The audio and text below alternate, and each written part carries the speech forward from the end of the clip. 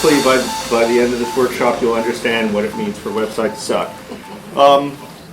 So we got about 45 minutes. This is about websites. We're going to look at a number of websites and visit the common mistakes that website developers make and how websites are conceived. My firm is Levinson Block. I'm Peter Levinson. We work with B2B and other organizations to help them elevate their game. So our clients generally care about three things.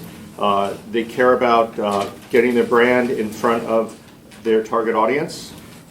They care about higher search rank, and they care about expert positioning. Those are the pretty common things they do. So our job is to help them achieve that. We're a general marketing agency in that we offer everything from traditional advertising to website development, to content marketing, to really everything in between. Videography as well. So enough about us.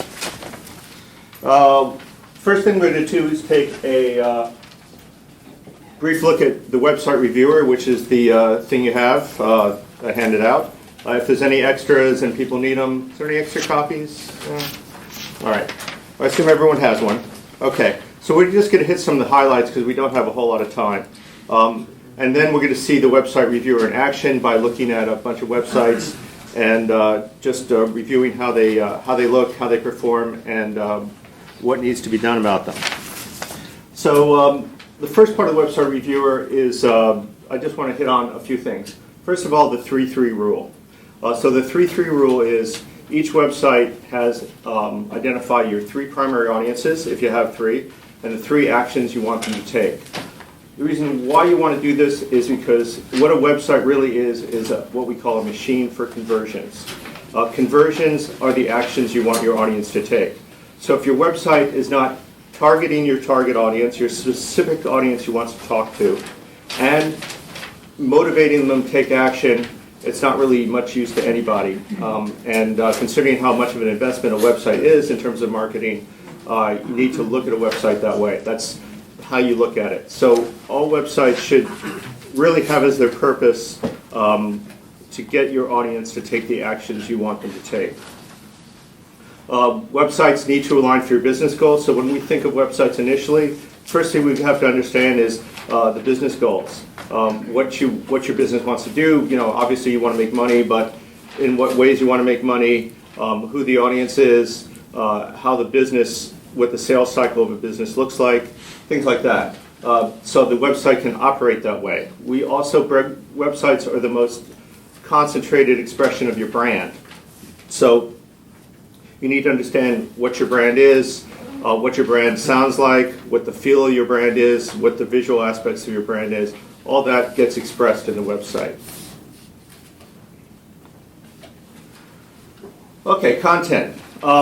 This is, as far as the key parts of a website, this is by far the most important. The reason why this is the most important is because websites exist in Google's world. Websites are not any good if people don't find your website when they search for it, or they search for keywords, they search for topics, your website needs to come up. And Google does not look at websites. Google reads websites. That means that Google reads content.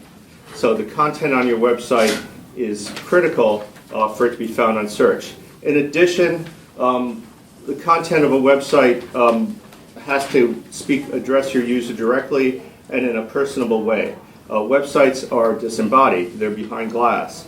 So websites have to work hard to express some kind of personality, some kind of voice. So part of the content development process is figuring out what your voice is of your company, what it should sound like, what kind of person your company is. And this is part of making the website an effective piece of communication. Again, the other part of this is it's you, not me. So in other words, when someone comes to the website, they want to hear about themselves. They want to say, this is about you. Because any user who comes to a website, in the back of their mind, they say, what's in it for me? So you have to serve that question. We'll also see on the websites, we'll be looking at in a minute, the crucial information on the homepage, which is so often lacking, is they need to know when they come to your website who you are, what you do, and why they should care. Often this is neglected, buried, but this is the basic information. You can't ask them for something until they know who you are. They won't take action unless you cover these basic information parts of the website. Calls to action, in other words, conversions. When they're ready to convert, they need to be able to find this stuff easily. Ideally, conversion happens on every page of a website. Fresh and relevant content. Google. Can you define what conversion is, actually? It's very simply any action you want your audience to take. For example, in your case, as an architectural firm, let's say you have someone at the very beginning of the sales funnel. So initially, they probably don't want to be pitched. In fact, later they may not want to be pitched either. However, they may want to engage with you on a superficial basis, for example, subscribing to an e-newsletter. So you want to give them, that's a conversion. If they sign up for an e-newsletter, it's a conversion. If they ask for a 30-minute consultation, that's a conversion. It's a bigger conversion. What's that? It's a better conversion. Well, it's a later conversion. It usually doesn't happen right off the bat. A repeat visit is a kind of conversion that's trackable. All this stuff is trackable through analytics on your website. So you have analytics installed, it will tell you this stuff. Analytics are notoriously difficult to understand, but there are ways of getting at least enough information to be actionable and say, okay, this is working, this isn't working, this is how people are actually using the website. The fresh and relevant content piece is really important. This is also part of Google's evaluation of your content. If you just put up content, the website's launched, you got your content up there, and then you say, fine, I can go to sleep for a year and not pay attention to the website. Well, that used to be the case. But now Google also expects you to continually renew the content, come up with content that's relevant to the audience you've declared on your website. So you have a focused audience. For example, in your architecture firm, you have some specialties, right? Yep. Okay, give me one. Just one. Historic preservation. Okay, so what Google will expect, if you were laying claim to, as I said before, one of the things firms want is expert positioning. So one of your aspirations as a business is to have expert positioning as a historical restoration firm. To prove that, you need to write posts about it, distribute posts on social platforms, do stuff like that. So this is part of the process now. It isn't, what happens after the website is launched is just as important as what happens before it gets launched. And that's part of the game now. Finally, videos. Google really likes videos. It's like a sugar rush for search rank because Google owns YouTube. So things that Google wants in their interest are also, for the most part, in your interest because they have between 70 and 80% market share in search. So to play the game, you got to do what they want. They want fresh content, and they want video, other rich media as well. Would GIFs be considered video? GIFs? Yeah. No. However, you should a GIF should be tagged with text telling what it is because, again, Google can't read the image, but they will read what you say about it. What is a GIF? It's a low-res image on a website. Okay, design. Really, the most important part of this is the site mobile ready. Somewhere between 20 and 60% of your audience is going to your website on a mobile device like a tablet or an iPhone. So if your site is not mobile ready, you are turning away this audience because they will have trouble understanding your site or viewing your site even unless it's mobile ready. The whole thing of mobile ready has changed how websites look. You may notice there's a lot of websites with big images and you scroll down. That's all, and the thing with the little lines is called a hamburger menu that you click on and it opens to a bigger menu. Okay, this stuff all came out of mobile pushing the design parameters and shaping how websites are. So nowadays websites, a modern website scrolls down. A modern website is mobile ready, what we call responsive design. And there are other things that happen to simplify and streamline the user experience because the things you can't do on mobile you can do on desktop and vice versa. So at this point, also Google, of course, Google once again is rewarding websites that are mobile ready with higher search rank. That happened last year, and that's also been very influential. Finally, photography. Many of you are in businesses where you are the face of the business. If the face of the business doesn't look good on your website, it's a real big issue. We had a client who was a big orthopedic group, and the photos of the doctors, it was like Halloween. Some had green skin, it was just, fluorescent lights and skin are not good. So I would shout out to the photographers in the room, like Michael Meyer. There's also some bloggers in the room, like Vic. So there are people here who have resources who can help you, not to mention us. But photography is really important because, again, websites are disembodied. You want a human face on your business. If your human face looks scary, that's not what you want. Okay. Okay, I think we're there. Yeah, okay, good. All right, so let's start ripping apart websites. I selected this one for a selfish reason. I'm meeting with them tomorrow to talk about their website, so I thought I would just get my thinking about it out there in public, and you can perhaps benefit for that as well. And what we're doing roughly tracks what's in the website reviewer. So you'll see things I touch upon. Those subjects are all in that list. The list has more than what we'll talk about because of time limitations. Okay, so who these guys are. They're a healthcare nonprofit, small one in Brooklyn. And this is a legacy website in that it's part of the early adoption of mobile, but it's kind of, they did an okay job, at least it's there. But let me just run through some of the issues here. And again, questions are welcome. You can, if you don't understand something or if you need clarification or you think I got it wrong, please jump in. So the first thing I notice about this are social media icons. Social media icons are a commonplace now. However, these are big icons. They're roughly pretty much the first thing your eye is going to go down, right? First thing you do. So the thing that I don't like about this are several things. First of all, they're so conspicuous that they're a distraction for the content on the website. Also, as we will see, they're not maintaining their social media platforms. So, for example, they have a Twitter feed. That's a T in the circle. Twitter feed was last updated last November. So in this country, in this culture, you have people, we may not make anything here anymore, but we are connoisseurs of media. So people pick up the fact that your social media platform has dust in it. There's an underlying impression that these people are players, maybe they're not in business anymore, they're not really doing what they need to do. So they have 1, 2, 3, maybe that's Pinterest. They may have 4 platforms that they publicize widely and are promising by putting it here to maintain, but they're not. So that's really bad news. The second thing about this is that they spend anyone with a website has spent a lot of energy and time trying to get people to go to their website. It's on your business card, it's in your email footer, yet these are invitations to immediately leave the website. So I don't get it. Why would you bring people here and then get them to leave? So this stuff gets buried in the footer, in my opinion. It doesn't have to be that prominent unless you have a business that's entirely based on social media. But most B2B businesses are not, so that should be buried. Other thing that's missing here, this is the homepage. Who are they? I have no idea.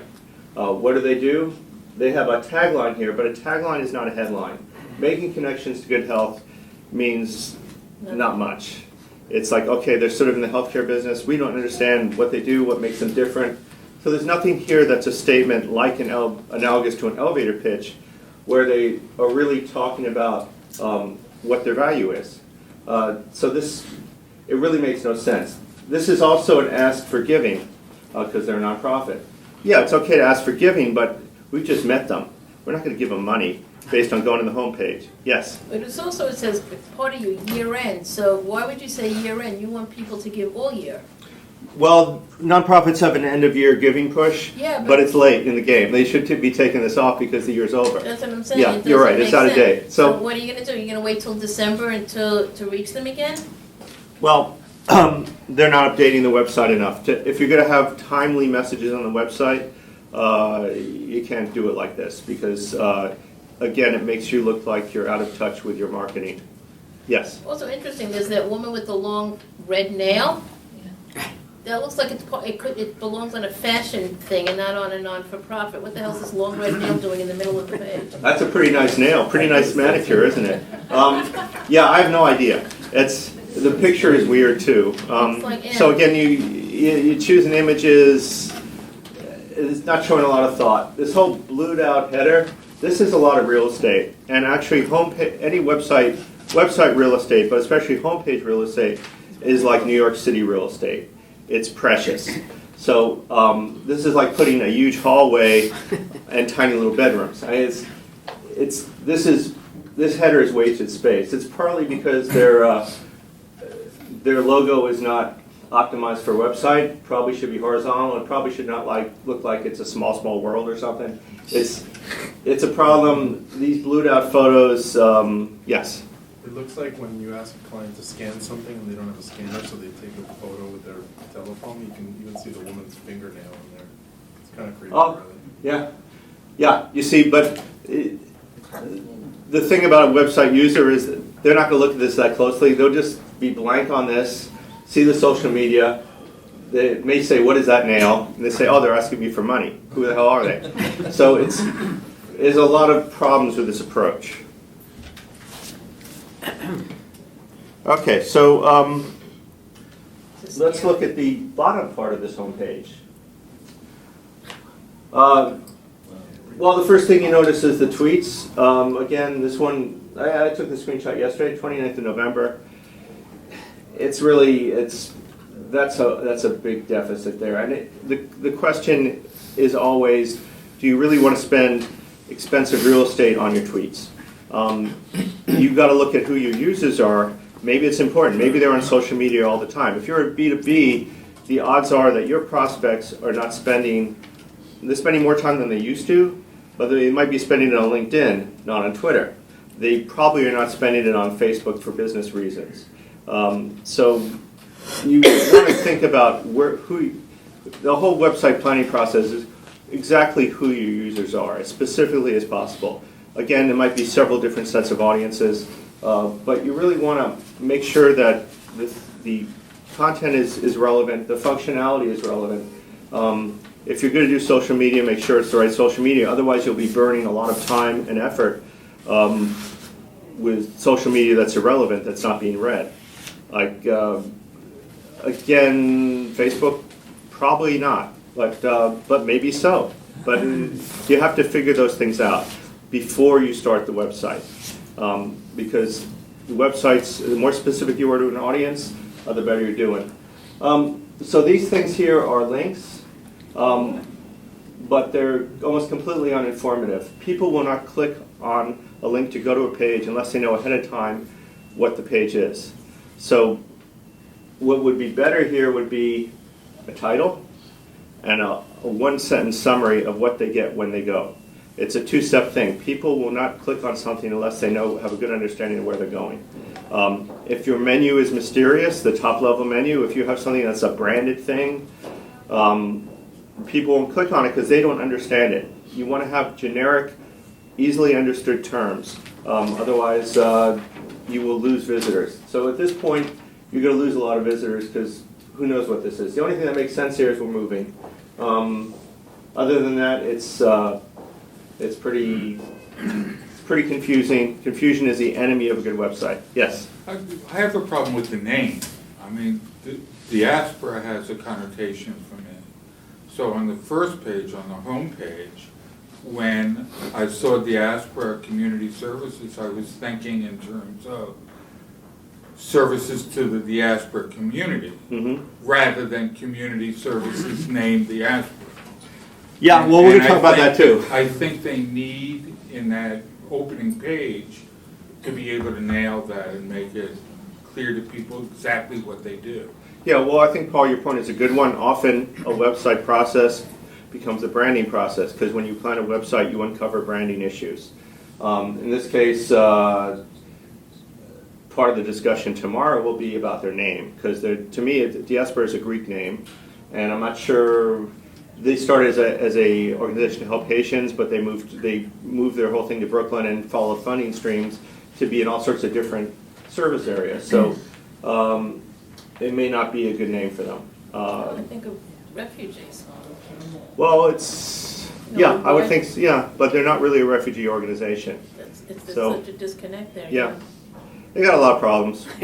Which is great for you. If they have a budget, it's great. If they don't have a budget, it's not Well, so the choice great. is either correct this or go out. It sounds like this needs to be so corrected or they'll go out of business. sounds critical. Well, maybe. I know they're moving and they're going through transition, so we'll see what happens. It'll be an interesting discussion. Any other questions so far? Anything people are not getting that I need to explain further? Yes. Well, I actually want to go back and get the chance to ask, if I may, quickly. You had said that it should be updated frequently. How frequently? You talk about content, fresh and relevant content? Yes. I would say if you're doing a blog section of your website and then reposting the blogs in social media, minimum is once a week. 'Cause it used to be a lot slower. But the nice thing about blog content, as Vic would point out, is that it gets repurposed. So we're doing a content marketing program for a healthcare client.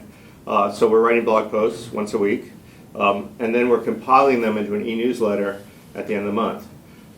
Furthermore, you can pretty much count, for example, email newsletters, a good open rate is about 20%. That's 20 and 30% people opening your newsletter. That doesn't mean they read it, that means they just open it. So that means you can look back at your old content, if it's evergreen content that can be reused, and republish it. Because often they miss it the first time, they may miss it the second time. So you have a program where you continually recycle and introduce new content. There's a lot of stuff now with marketing automation where people sign up and they go through a program of introductory emails that eventually lead to offering free things, freebies, like we have Website Reviewer, we have a bunch of free offerings that have to do with our areas of expertise. So there's a lot of ways you can work this. But I would say if you want to get into the fresh and relevant content business, you should aim at it once a week. If you can't do that, then once every 2 weeks. If you can't do that, then you probably want to look at some resources that might help you, perhaps an outside consultant who can write in concert with you and collaborate with you. Because the truth of the matter is we all have primary jobs. Our primary job is probably not writing content for the web. So you may find you start it, but you can't keep it up. The other part of this, social media. Some social media channels are quicker than others. If you're doing Twitter, you should be posting every day or more. It's crazy. LinkedIn, it's slower. So there's different expectations depending on which platform. Platforms have different speeds. What if you don't have a blog, just a regular website? I assume you're suggesting you should have one, but let's say you don't. How often are you change it? Well, if you don't have a website up, No, I mean, I'm saying you don't have one up, but you don't have a blog on your website. okay, well, there's a good, if you're on LinkedIn, LinkedIn actually has a blogging tool. It's pretty good. So if you have a bunch of connections on LinkedIn, as a first step, you can post on LinkedIn using the blogging tool, and then all of your connections will see your posts. So that means there's no work involved, there's no building involved, and probably your LinkedIn audience overlaps your desired website audience. Pretty good chance. So I would start there. Okay. That's a good starter thing. And the LinkedIn post, actually, it's really good because you're posting in your marketplace. So we always take our content and repost it to the LinkedIn blog. Okay, second question, if I may. Yes. You mentioned the video in here. How do you actually draw people to it? I see some websites that have a little thing to hit for a video, but is that what you're talking about, or? Video, you upload it to YouTube, and then you bring it into your website through a link. So Google will rank you higher in search because of the video. You also promote videos via your social media, like via LinkedIn. You promote it via all the other blogging, content marketing tools you're using. So you promote it like every other piece of content marketing, which is every platform that you feel your audience will see. Is it actually on your website, though? Or Yes. It's, Yeah, so people can view the video on your website and can also view it on YouTube. I guess I'm saying, how do you draw them to it on your website? You mean in terms of its placement on the website? Yeah. Well, it depends really. If it's That's it off. Can you do that off? I mean, okay. I think that's about driving traffic. How do you get someone to go look at that video? How do you get them to the site? well, you do it through promotion through social media and other channels. So basically, you're promoting the website, promoting the videos in the same way you promote any kind of content. First of all, it will boost search ranks, so people will find it that way. So when people are looking at your website or finding your website in search, they'll see there are videos there. There are ways within the website to promote it. You can have a video section. You could start videos posted on your homepage and then move them to a video section, things like that. Alex, am I overlooking anything with that? No, I think you're right. It's, Uh-huh. you repurpose their videos in many ways, and just don't put it at one place on your website. You know, certainly rotate your videos, homepage, blog page, and it's going to increase your ranking very quickly. Yes. I think it's important that it's no more than 2 minutes if it's an upfront video. True. And that people know that it's only 2 minutes or Mhm. even 30 seconds. And Yeah. only those who are interested in the next phase will dig deeper for the longer videos. But Yeah. upfront videos should be really short. Yeah, that's an excellent point.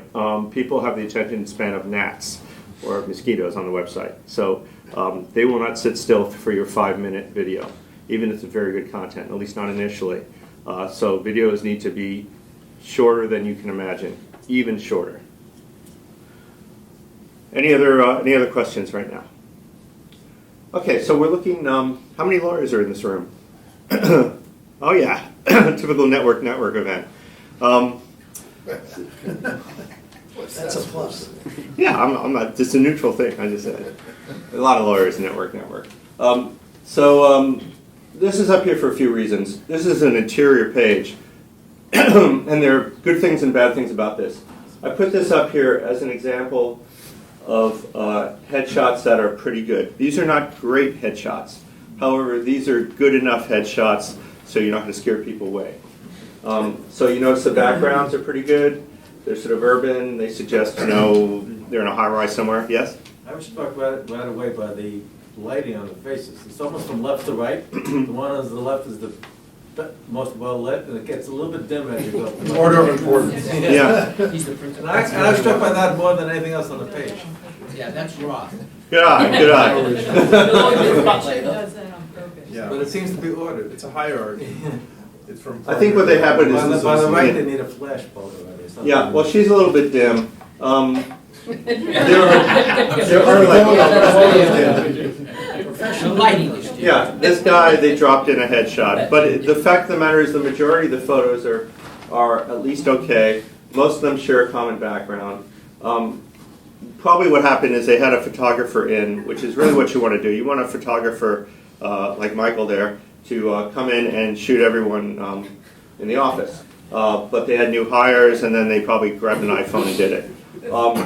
And then this guy, he probably brought a photo from somewhere else. So this is a realistic hodgepodge of corporate photography, but my point is they're all looking pretty good. So it really helps that these backgrounds. It gives it a unification of that thing. So they probably I don't know what it might have been. They put it on a blank background and then dropped this in. That's their terrace that we have our joint cocktails on. Really? Okay. Yeah. Okay. So my point is, this is a level of photography that's achievable by an average firm, and you should aspire to this. Don't scare them. Now, on the negative side, you have this background thing in the back. What this does is people read 30% slower on a website, so it behooves you to have less busyness. and really have every page deliver one kind of content, which this does.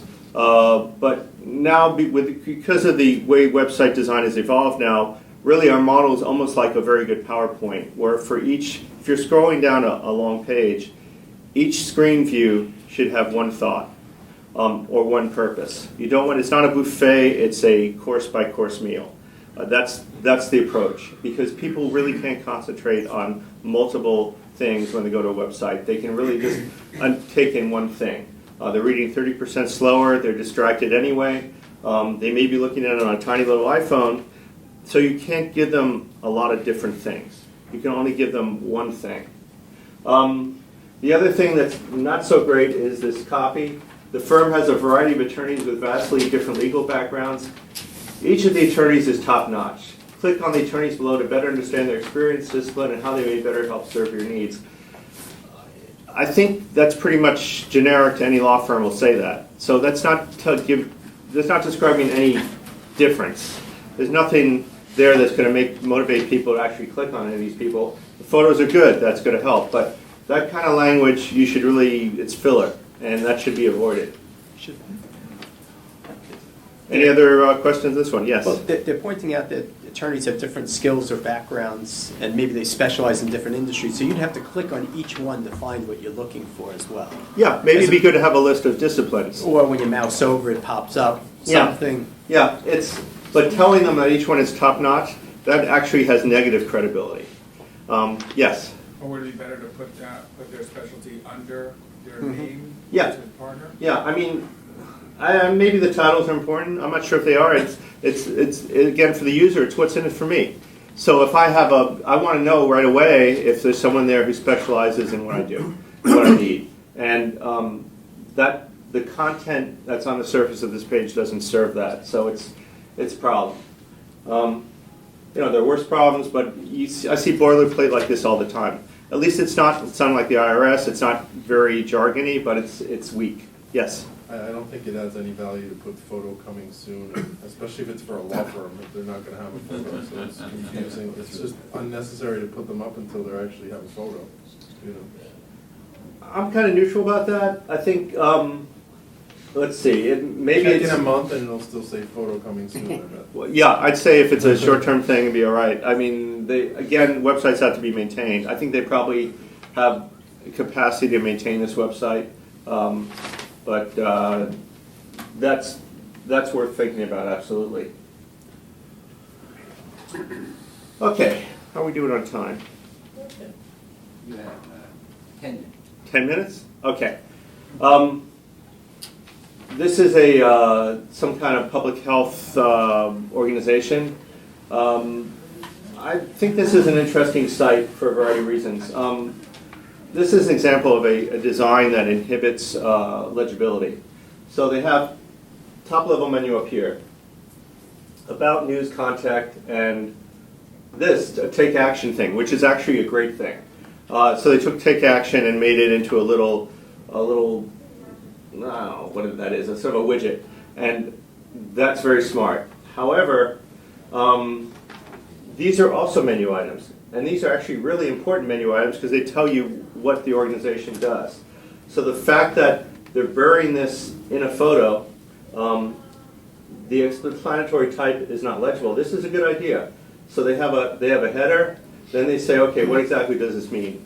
The meaning in terms of the website is, why should I click on that? Okay, I understand why I should click on that, because if I could read this stuff, I'd know. But of course, you can't read it, so it's pointless. This kind of layout has all sorts of legibility problems. This is great stuff. If you have metrics, they're very powerful. Some users are motivated by success stories, by personality. Some users are motivated by metrics. If you have both kinds of content on your website, you're doing great. Other content you should look at are things like testimonials, especially video testimonials. Those are testimonials from clients, not you talking about yourself. Even though if you have to do that, that's fine too. But in terms of testimonial, more powerful is video, and it works great. So they have a statistic here. Then they have tiny little statistics here. So why not take that and make that into a thing, and really push that forward. So instead they have a photo which is, well, it looks like a healthcare photo, but it's pretty kind of meaningless. What's the name of the company? I don't see it. Oh, there. Academy of Medical and Public Health Services. Yeah, that's another problem. You can't see that either. The whole thing, what happened is they fell in love with the idea of having a big photo, but they killed the other parts that drove the website, which is content. And it's also such a generic type of photo. It's not like I'm gonna remember that photo. It's too generic. She's not doing anything. You want photos that show, that show your activity or your services. They should show action. I realize that most of our companies, the action is sitting in front of a keyboard and using a mouse. But find a way to show action if you can. I don't know how to. That's why you hire photographers, to try to make your business look interesting, even if it doesn't really look interesting. Finally, they do have copy that tells who they are, what they do, and why you should care. But this is a footer. In other words, that's a piece of the website. This piece up here is a header. That's a footer. So the footer is what you get to when you scroll down. But this is the content I'm saying should be right there, because you can't come to the site, you can put in the cart before the horse. You're saying, oh, there's a statistic, there's services, but who are you? So who are you should be first. And again, it's if you look at your elevator pitch, it's probably based on that, because your elevator pitch contains who you are, what you do, who you do it for, and why they should care. In other words, the benefits of. So that's very important. Here's that Twitter feed again. I think they do a better job of updating it, but the question is this something that their audience cares about? I have no idea. They also have, so they have several conversions. They have the Take Action, which is a donate or volunteer thing there. In addition, this is subscribed to a newsletter. So they have an e-newsletter invite. And that's in the footer. It's not a bad idea. So that's on every page, because the footer shows up on every page. So as does the header. So that's not a bad approach. It depends on how important a conversion it is for you. In their case, it might be pretty important. It might be more important than people going up on Twitter. It might be more important to have them have a longer form interaction with them through a newsletter. And again, their newsletter has to have a purpose. It has to be for an audience. Has to have an idea of what they want that audience to take. In this case, it's probably a donor audience, someone who wants to write a check. So the content of the newsletter has to be relevant. It has to be about the audience, not about them. Did you have a question, sir? I had a quick question. The Twitter thing I'm seeing on a lot of websites now, is it more perception just to people to look at it and say, oh, they're on Twitter? Or does it really matter when the post happens? No, it matters. It's two things. They think that this makes them current and hip to have a Twitter feed. Yep. However, if Twitter demands daily updating, that's what you do if you have Twitter. You write on it like daily or more. So if you're not doing that, that means all you're showing is that you think you're hip, but you're really a failed Twitter user. So it's not really a good idea. The other thing that's interesting down here, you can see a little bit these things here. These are validating logos. They're sort of like Good Housekeeping seals of approval. So that's a good thing, but they're all jammed together. It would be better because websites you scroll down now, people have no objection to scrolling down. That gives you a lot of vertical space, and you can open up things to give air around things. White space is the oxygen of a website. You can have white space around stuff. It doesn't have to be all jammed together like, a Yahoo was, well, maybe it still is, but at the beginning, everyone thought, oh, we jam all this stuff on the website. You can let the website breathe. That's the whole idea of having, as a design, one thought per screen, if you can do it, because that way people are taken on a journey rather than being confused by a whole bunch of different choices. Any questions? Okay, so I think this is the last one. This is kind of interesting. This is a PR agency. So this is sort of a current agency look. This is a kind of a scroll down website, big picture scroll down website. So pictures wall to wall, it shrinks because it's a responsive design. So when you see this on an iPhone, this thing turns into what's called a hamburger menu with the little lines that you click on to see items. And the picture compresses and you scroll down. So that's all very cool. We have a big agency website too, even though we're little, but we have that, it's sort of a very confident website in that you're not really worried about how much space your thoughts are taking up, things like that. So that's all cool. However, in this case, they come to this website, and again, what do? Who are they? They have Illuminating the Power of Story, which sounds like a tagline, but certainly needs more explanation. So they're using their tagline, which is the little line of copy that appears under your logo, as a headline. Taglines are not headlines. Headlines are addressing your user directly and telling them why they should look at the page. So they're not quite, for a company that's supposed to be marketing savvy, they're not really doing the job here. Now this is a very interesting photo, but given web users have no patience at all and look at things for like seconds, they're not going to understand this photo. You want a human face on your They want to business, understand if your that's human some face kind of looks little scary, creature, that's an that's not elephant, what they're you watching want. TV, but it will take you a while, and the assumption that someone will come to your website and spend time figuring it out is fallacious. What is this concept? I don't get it. Yeah, okay, there you go. So if you don't get the concept, you'll leave. Because you say, I don't get this, I don't have time, I'm moving on. Yes? I would say that that's like, where are you ignoring the big elephant in the room? But I mean, that doesn't connect to PR. I have no idea what that means. Yeah, exactly. There's no connection to their core business. It's intriguing, but not intriguing enough to make people figure it out. So this is tricky stuff, what they're trying to do. They're trying to make something intriguing, a little mysterious. Yes? Actually, for me, it's intriguing enough to click on the arrow. It doesn't ask me to scroll, it actually gives me an arrow. Yeah, it's a slideshow, so it gives you a horizontal scroll. I'll go one more. You'll go one more? Okay. I don't know what's on the next slide because likely you're more patient than an average web user. Average web user will come to this and say, I don't get this. And then they'll go away. Because the motto of your web users, people who visit your website, is don't make me work. If you make them work, they will leave. Yes? I think this is more dangerous for this company than the others that we saw. Because if you're telling me you're a marketing person and PR is part of the marketing umbrella, you have to show me that you really understand marketing, and then I'm not going to be working. And so this is almost like not congruent to what they do. Well, they're being paid to think about marketing and the fact, but this is kind of common, the whole thing of the shoemaker's children not having shoes. Yes, I'm saying, if Yeah. I was to see this as a PR company and saying, like, I don't get this, then how would they get, I wouldn't say, to me, it's showing me that you don't understand marketing. So if you don't Mhm. understand marketing, why would I hire you to represent my marketing? Yeah, I think you're quite correct. I wouldn't hire them. This is like dangerous for them, because they're not congruent, they're not showing what they can do. It's true. I didn't think the others was dangerous, this Mhm. was. All right, our host is edging to the front of the room. We have a website, levinsonblock.com. We also offer free stuff. So the website reviewer is sort of the skinny version. We have a website planner that is going to be updated for 2016 in another week or so.